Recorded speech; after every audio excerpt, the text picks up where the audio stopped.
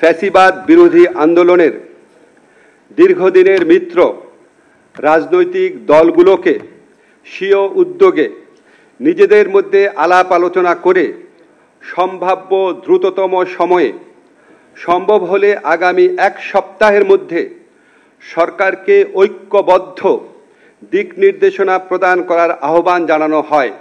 আসসালামু আলাইকুম।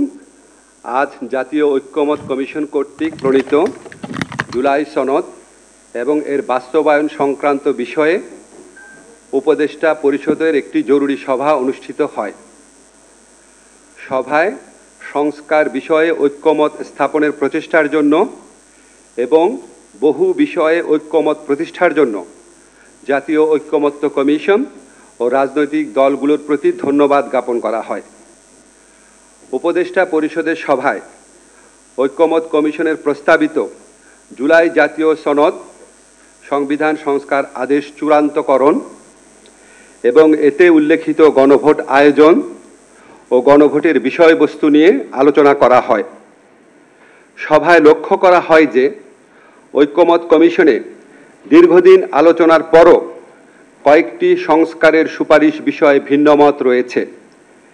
এছাড়া গণভোট কবে অনুষ্ঠিত হবে এবং এর বিষয়বস্তু কি হবে এসব প্রশ্নে রাজনৈতিক দলগুলোর মধ্যে যে মতভেদ দেখা দিয়েছে সেজন্য সভায় উদ্বেগ প্রকাশ করা হয়। এই প্রেক্ষিতে গণভোটের সময় কখন হবে, মানে গণভোট কবে অনুষ্ঠিত হবে, গণভোটের বিষয়বস্তু কি হবে, জুলাই সনদে বর্ণিত ভিন্নমতগুলো প্রসঙ্গে কি পদক্ষেপ নেওয়া হবে তা নিয়ে ঐক্যমত কমিশনের প্রস্তাবগুলোর আলোকে জরুরি ভিত্তিতে চূড়ান্ত সিদ্ধান্ত গ্রহণ করা প্রয়োজন বলে সভা অভিমত ব্যক্ত করে। এসব ক্ষেত্রে ফ্যাসিবাদ বিরোধী আন্দোলনের দীর্ঘদিনের মিত্র রাজনৈতিক দলগুলোকে স্বীয় উদ্যোগে নিজেদের মধ্যে আলাপ আলোচনা করে সম্ভাব্য দ্রুততম সময়ে সম্ভব হলে আগামী এক সপ্তাহের মধ্যে সরকারকে ঐক্যবদ্ধ দিক নির্দেশনা প্রদান করার আহ্বান জানানো হয়। এমন নির্দেশনা পেলে সরকারের পক্ষে সিদ্ধান্ত গ্রহণ অনেক সহজ হবে। বর্তমান পরিস্থিতিতে কালক্ষেপণের যে কোনো সুযোগ নাই সেটাও আমাদের সবার বিবেচনায় রাখা প্রয়োজন।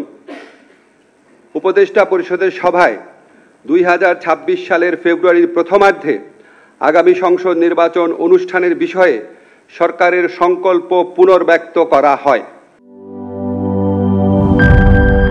বিজলি কেবলস যে কোনো স্থাপনার বৈদ্যুতিক সংযোগকে রাখে নিরাপদ, কারণ এর স্কিন কোটেড ইনসুলেশন সম্পূর্ণ ফায়ার রিটার্ডেন্ট আর সেলফ এক্সটিংগুইশিং। তাই বিজলি কেবলস নিজেই নিজেকে নেভায়। বিজলি কেবল, নিরাপদ আজীবন।